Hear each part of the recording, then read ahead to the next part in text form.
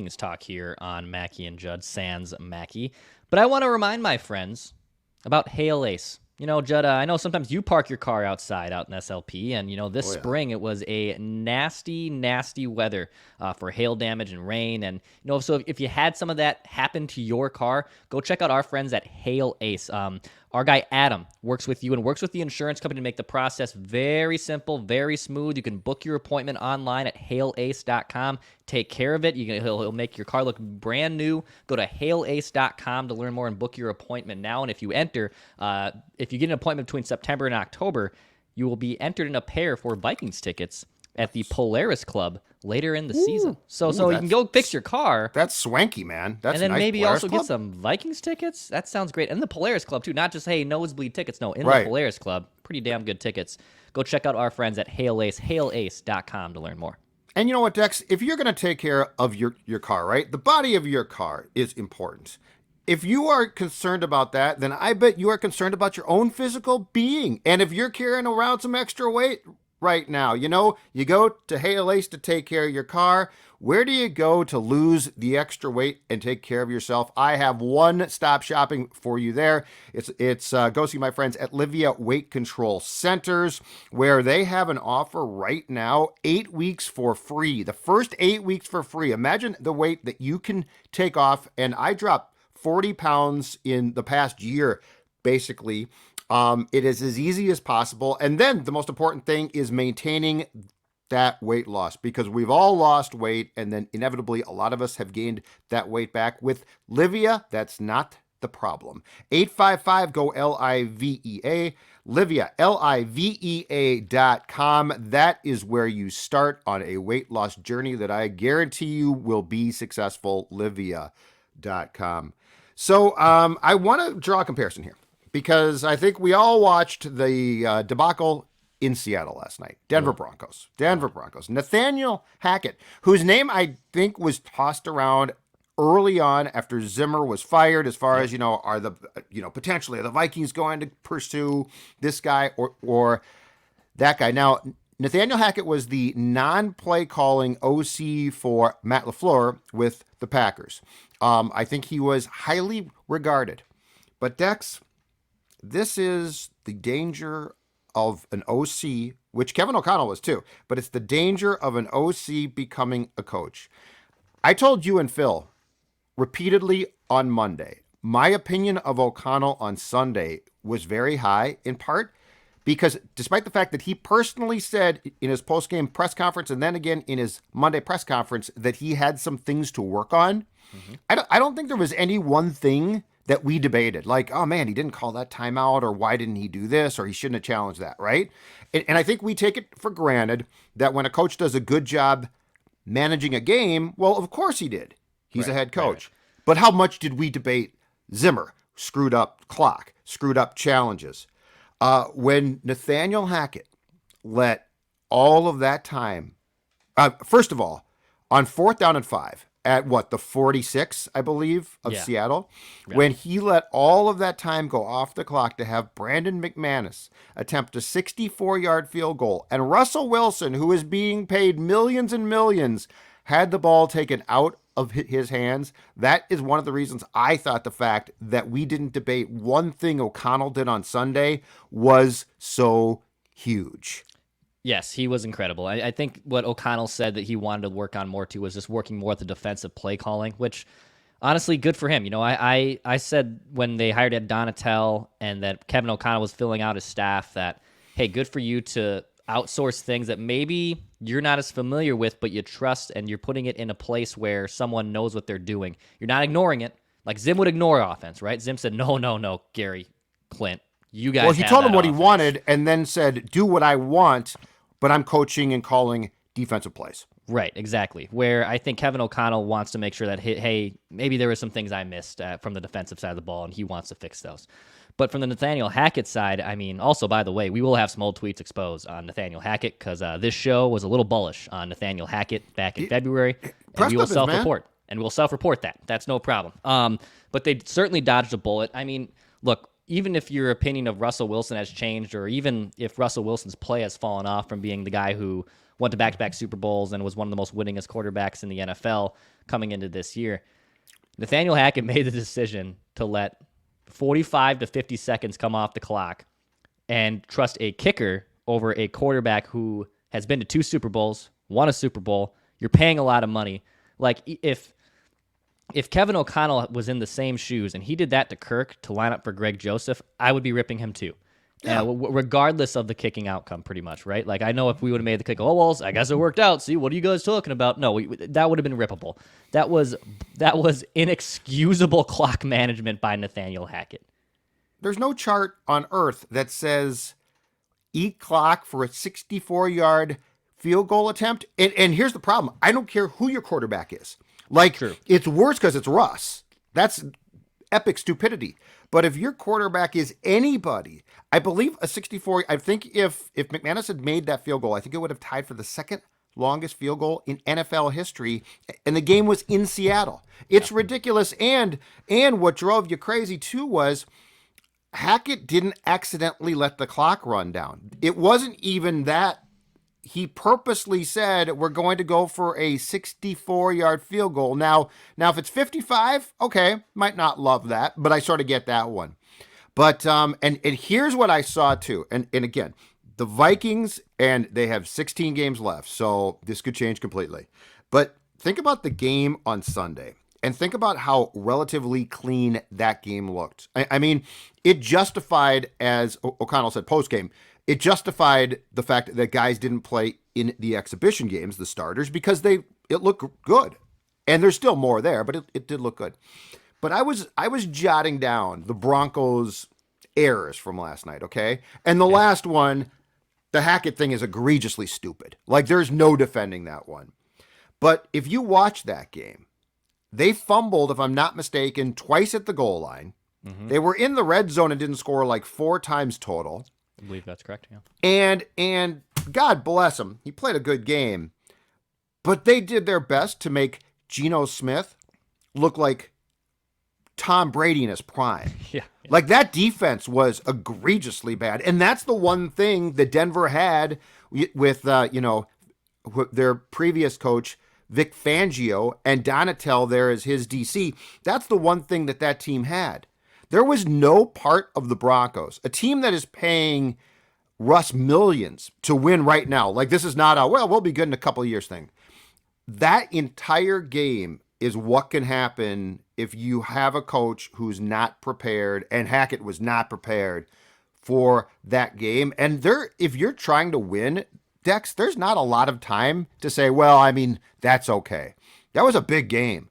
And the Denver Broncos looked absolutely unprepared in almost every way, with a quarterback who's expected to basically get them in the playoffs and win right now. It was also just mind-blowing watching the play calling towards the goal line too, with like they were in shotgun numerous times. Look, Denver has 2 capable running backs. I guess I get that to a degree, but then Russ also didn't throw to a wide receiver in the first half, right? Like, man, like it makes you really appreciate, what you have in Kevin O'Connell. And look, I would say most people would take Russell Wilson over Kirk Cousins if you were doing a rankings. I think the majority of people would. I wouldn't say it's unanimous, but I would say the majority of football fans, if you were to pull where Kirk Cousins falls, where Russell Wilson falls, I'm guessing Wilson is above Kirk Cousins, at least in the preseason rankings. But it just seemed like Denver shot themselves in the foot. I mean, they went into Seattle as heavy favorites on the road against a Geno Smith-led team with Pete Carroll, and they beat them. And the Broncos have Super Bowl aspirations, right? They didn't just make that trade for willy-nilly. They didn't just bring in a new coach and change the whole culture. They have Super Bowl aspirations this year in a very crowded and heavy competitive division. Yep. So the fact the Vikings went in and were able to hold the Packers to 7 points. I saw a stat today that was just the second time that a Kirk Cousins team, his defense allowed 7 points or less in a win. That's only the second time. Mac Jones had 4 such games last year alone. So it is kind of funny how that works. But yes, I do think it makes you appreciate when you watch like the blunders from Nathaniel Hackett and the Broncos yesterday. Like, man, Vikings really do have a good one in Kevin O'Connell. Yeah. Now here's what I'm curious too. I think it's why the game Monday night in Philly is going to be so revealing in some ways. So the one thing the Broncos had, and look, they were not prepared, so that's on them. But the one thing that the Broncos had was that stadium in Seattle is a very tough place. It is loud as hell. It's as loud as a dome. They have built it, and it's pretty genius so that it holds the sound in. So like there is adversity the second as an opposing team that you step on the field there. And Philadelphia presents not the same noise, but it certainly presents problems. It's a hostile place. It's going to be a Monday night game. There's going to be a lot of fans, incredibly drunk. They're mean when they're sober. So if they're drunk at night, it's worse. I am very, very curious to see how that translates now, because what we saw in a friendly environment was very impressive. O'Connell's talked about this, and he talked about in his press conference Monday, the communication now, right? Because the communication is going to be tough. I think this is going to be another step in seeing the preparation. I think O'Connell knows that. I don't think he's trying to hide from that. But if the Vikings can go into Philadelphia and play anything as close to as clean a game as it seemed that they played Sunday, that's going to be doubly impressive based on the fact that the elements in Philly are about as challenging, especially from an opposing fan base, as you can possibly get.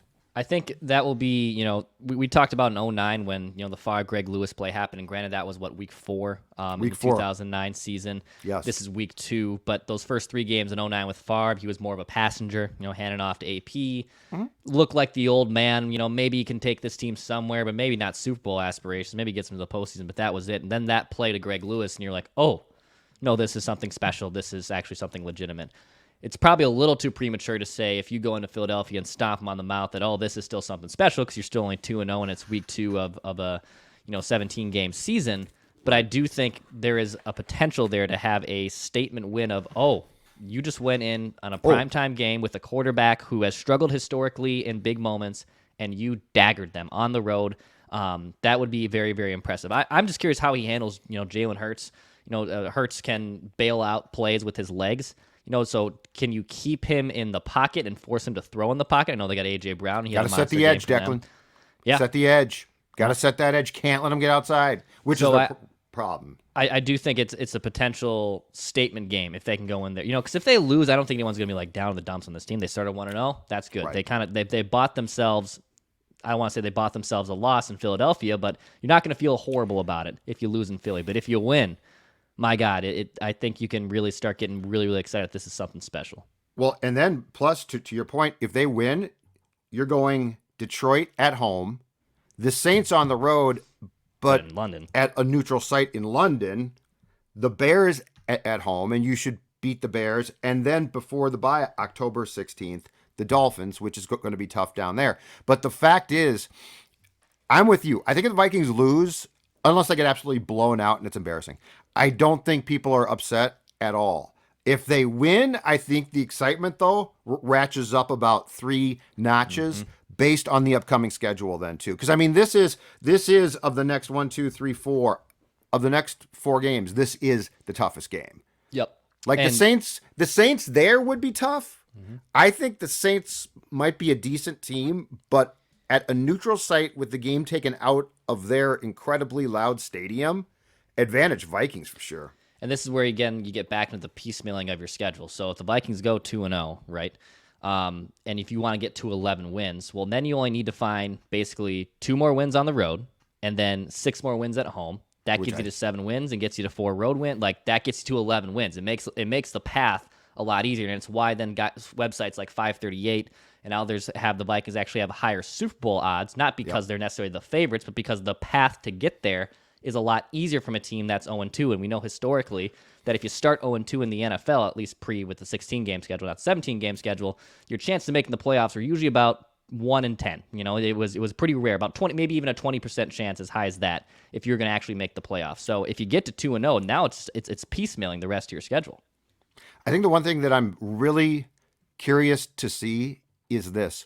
In a hostile stadium that's going to be incredibly loud when you're on offense, what is the interior pass protection like then? Because it wasn't sufficient on Sunday. Cleveland was good, but no surprise, the right guard in pass protection and the center struggled. And that was in a quiet environment, right? At least for you offensively, it was. You're going to be playing against a really good defensive line, especially interior, with the Eagles in a stadium where it's going to be loud. And I guess I come back to one: are you going to be able to protect Kirk with interior protection, because that can be tough, especially if a guy is right on top of him as soon as he drops back to pass. And my second one is penalties.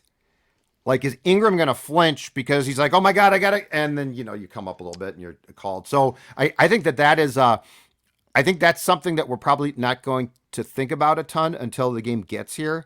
But that's the one thing, because if you are on Kirk instantly, or hell, any quarterback, not just Kirk, if your defensive line is on him instantly, it makes it incredibly tough. And now you got to run probably more than you want. And that actually, Dex, might be the best chance to suppress Jefferson too. Yeah. Because I don't think you're going to stop him. I mean, this whole thing of, well, the Packers didn't try or whatever. No, they actually did try, and that was the problem. On the offensive line and defensive end front for the Philadelphia. So the good news is, the Eagles did lose Derek Barnett to an ACL tear, so he is out. That's one less cog you got to worry about. Yeah. And then the Vikings in Week 1 actually ranked 8th in pass blocking win rate. So among the 32 teams, they ranked 8th, which was solid. But there were still moments, right? Ed Ingram got worked a few times. Bradbury did too again. Bradbury did as well. So it's not, and it's one game sample size, so you can't get too hung up on it. But that's one less thing you got to worry about from the Viking side. That's actually good news that Derek Barnett unfortunately did get injured if you're a Vikings fan. But yeah, how Kirk is protected and is able to get to that line of scrimmage. I mean, Denver yesterday had 3 delay of game calls. And you can't also, hear in there. Yeah, exactly. Yeah, the delay of game calls. There was false starts. Like, they looked as unorganized as you can possibly look. So luckily the Vikings have the luxury that their first game, they know what they're doing. And I think you and I were talking off mic yesterday that cadence for Kirk, not what was it changed? I forget what the exact words you told me was. It's quicker. It's like 2 words now. It's not as long.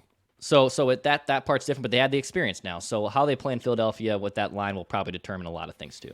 Outstanding stuff, sir. Take us home. All right, Mackie and Judd, hit the subscribe button for Daily Minnesota Sports Entertainment. Of course, we're on Purple Daily as well. We had a nice conversation about Justin Jefferson entering Randy Moss territory as well, so hit the subscribe on the Purple Daily YouTube channel. We had like 45,000 people watch Ventline on Sunday, dude. It's a stadium full of people. It is. That's a stadium full of people that watch Ventline. So thank you so much. Hit the subscribe button over there as well. Write that down, predictions. God, Nathaniel Hackett hosing me on what would have been just a great touchdown. Write that down prediction. And I know Judd has an accountability session too. So bloodbath probably tomorrow on Write That Down. We'll be back on Wednesday.